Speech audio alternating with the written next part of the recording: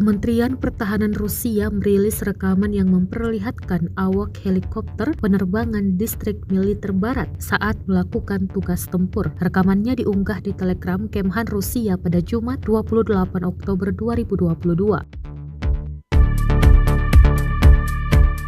Dalam keterangan unggahan disebutkan helikopter tempur Rusia menghancurkan kendaraan lapis baja dan infrastruktur militer angkatan bersenjata Ukraina. Selain itu, sebagai hasil dari misi tempur reguler, pos komando yang disamarkan dan kendaraan lapis baja, unit angkatan bersenjata Ukraina dihancurkan.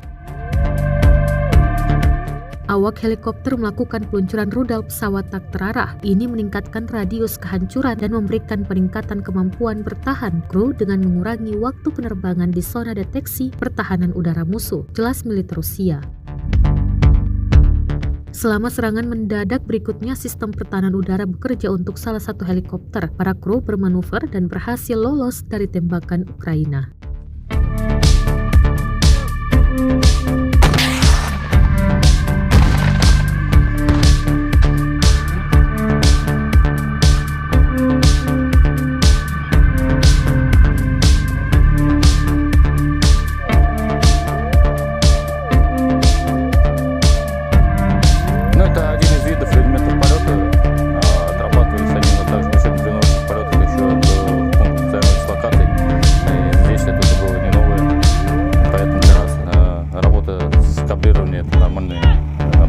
В одном из полете также получили координаты, подготовились и пошли на удар.